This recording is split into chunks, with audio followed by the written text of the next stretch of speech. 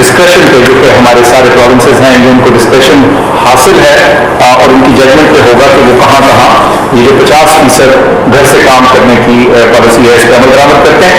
Islamabad capital territory में इसका enforcement immediate effect से शुरू हो जाएगा। जो कमर्शियल एक्टिविटीज़ के लिए शाम 10 बजे की लिमिट थी वो इसी तरह से री-इन्फोर्स की जाएगी फिलहाल। ज़ाहिर है एसेंशियल सर्विसेज के ऊपर इसका इतलाक नहीं होता। ये पहले भी हम इसी तरह से कर चुके हैं। एसेंशियल सर्विसेज में आपको मालूम है, जिस तरह दवाइयों की दुकानें हैं, इस तरह की चीज़ें। अम्यूजमेंट पार्क जो हैं ये सारे मुल्क में शाम 6 बजे बंद करने की हमारी डिसीजन और हदायत है। इसके अलावा अगर कोई सूबा या कोई शहर जो है अपने एदाद शुमार के मुताबिक इसको जल्दी करना चाहे तो बाहर का वो उनकी जजमेंट उनके पास है। इसके अलावा एक और फैसला ये हुआ था कि जो शादियां हैं, जो इंडोर वेडिंग्स हैं, यानी जो हॉल्स के अंदर हैं, और जो रेस्टोरेंट्स हैं जो कि कमरे के अंदर या हॉल के अंदर खाना खाने की जो सूरत हाल है, और सिनेमाज और श्राइन्स, ये हमने पहले कहा था कि 15 मार्च से ये विड्रॉ हो जाएंगी, यानी इनकी इजाज़त हो जाएगी। लेकिन ये मौजूदा सूरत हाल देखते हुए फैसला ये किया गया है कि ये जो एक्सपेक्टेड इन चीज़ों का स्टार्ट था उसको रोक दिया गया है, और लेकिन आउटडोर डाइनिंग और जो आउटडोर वाली पॉलिसी है वो जारी रहेगी।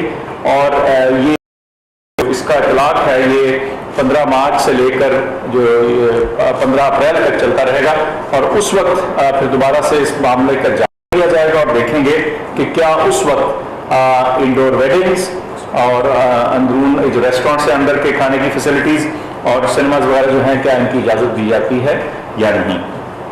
आउटडोर गैदरिंग जैसे मैंने जिक्र किया जारी रहेंगी, और उसमें भी जो तादाद है, जो 300 की लिमिट है, वो कायम रहेगी। और इसमें भी जो स्ट्रिक्ट इन्फोर्समेंट है SOPs की, उसको भी हमने दोबारा उजागर किया है अपने प्रोविंशियल कॉलीग्स के साथ। इन तमाम चीज़ों का रिव्यू जो है, इस पर जो नजर सानी है, वो इंशाल्लाह 12 अप्रैल 2021 को किया जाएगा, उस वक्त के एवाद शुमार को मद्देनजर रखें। और इसके अलावा जैसे हम पहले हमेशा कहते हैं कि ये है, इसके अलावा अगर कोई फेडरेटिंग यूनिट अपने किसी डिस्ट्रिक्ट, शहर, कस्बे, जगह में कोई और इजाफी चीज़ करना चाहे, वहाँ के एदाद शुमार को नज़र में रखते हुए, तो जाहिर है उनको ये हक हासिल है। एक और बड़ी ब्रीफ सी अनाउंसमेंट, इसका हम जिक्र तो कर चुके हैं। आज की तारीख से हमारी जनरल पॉपुलेशन की वैक्सीनेशन, जो 60 साल से ज़्यादा उम्र के लोग हैं, वो शुरू हो चुकी है। और सबसे पहले जो हमारे सबसे बुजुर्ग हैं, सीनियर सिटीजन हैं, वहाँ से ही शुरू की जा रही है। उसका तरीक़ाकार हम बहुत दफ़ा जिक्र कर चुके हैं, बता चुके हैं, लेकिन इस मौके का फ़ायदा उठाते हुए मैं फिर जिक्र कर दूँ कि अपने सेल फोन से, मोबाइल फ़ोन से अपना जो नेशनल ID कार्ड है, CNIC है, वो डैशेज वगैरह डाले बगैर सीधा नंबर डाल के 1166 के ऊपर SMS करें तो आपको जवाब आएगा, और आपको सेंटर और अपने जो अपॉइंटमेंट है उसके बारे में मालूमात होंगी। ये एक बहुत बारहा सवाल आज भी उठा कि अगर एक सेंटर ऐसा आता है जो दूर है, या जो आपके पुराने एड्रेस या पते के मुताबिक है, तो क्या आप उसको तब्दील कर सकते हैं? आप बिल्कुल तब्दील कर सकते हैं। 1166 पे फ़ोन कीजिए, या एक वेबसाइट है जो हमने ट्वीट भी की है, उसको दोबारा भी आपको बता देंगे, उस पर जाके आप खुद से भी अपना सेंटर चूज कर सकते हैं।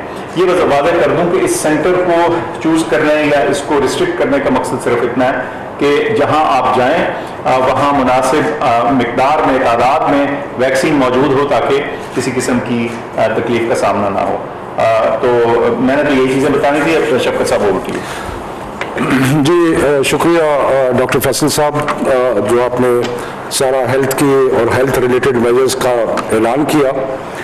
हमने तालीम के तनाज़ुर में भी देखा कि बीमारी का फैलाव कैसा है और क्या फ़ैसले करने हैं, क्योंकि ये जहन में रखा जाए कि तकरीबन 5 करोड़ बच्चे जो हैं वो स्कूल्स में और कॉलेजेस में और यूनिवर्सिटीज़ में जाते हैं।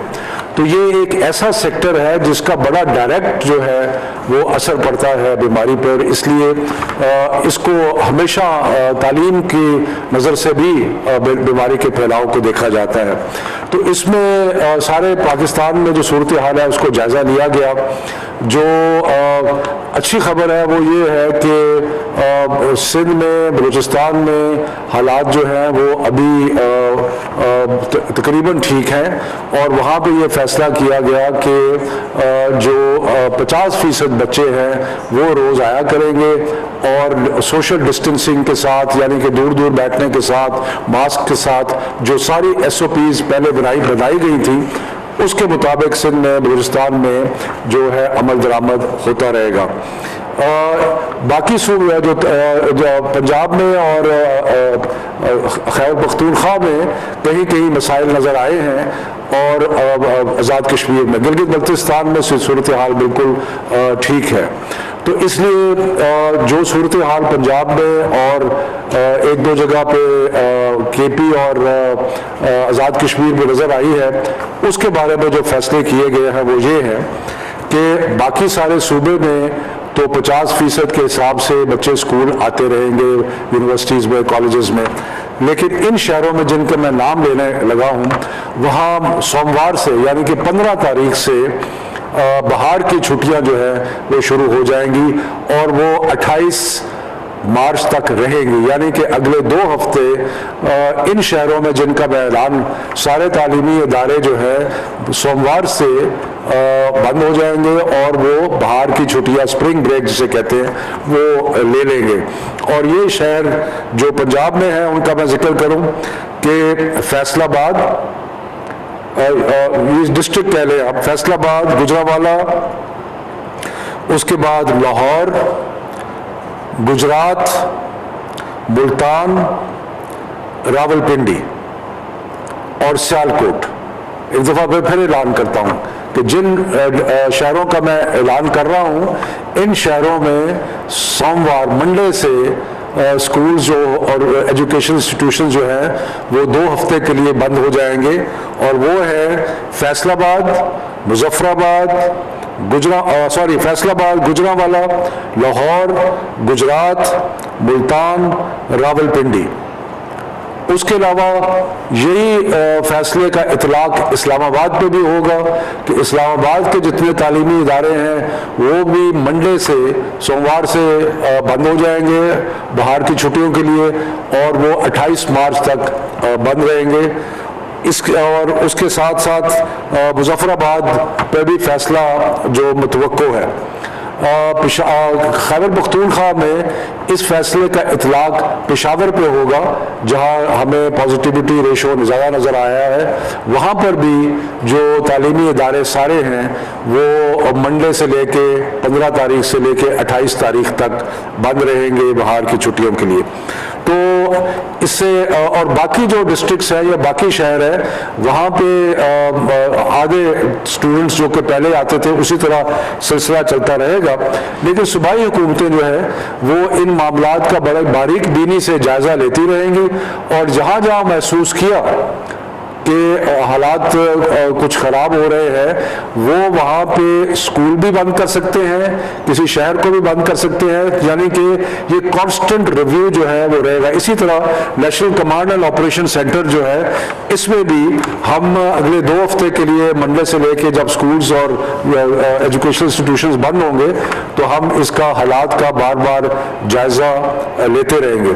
इसके साथ साथ मैं ये भी अर्ज़ कर दूँ कि जिन स्कूलों में सेंड अप्स यानी कि इम्तिहानात हो रहे हैं जिनसे बच्चों ने आगे जाना है इम्तिहान देने के लिए कैम्ब्रिज के या O लेवल के, A लेवल के, बाकी चीज़ों के लिए, तो वो इम्तिहान जो स्कूल्स ले रहे हैं वो जारी रहेंगे, यानी कि उस पर पाबंदी का जो हमने आज लगाई है उस पाबंदी का इतलाक उन इम्तिहानात पे नहीं होगा। मैं फिर एक चीज़ का अदा करूँ कि हमने पहले मुतफ़िका फैसला किया था कि इंशाअल्लाह ताला इस साल मई जून में जो 9वीं, 10वीं, 11वीं, 12वीं के इम्तिहानात हैं वो होंगे और इसी तरह जो बाकी इम्तिहानात हैं, अगर हमारे बच्चे इम्तिहान दे रहे हैं तो सारे बच्चे जो हैं जो पाकिस्तान के जो बोर्ड्स हैं उनके जो इम्तिहान दे रहे हैं वो बाकी बोर्ड्स पे भी उसका इतलाक होगा।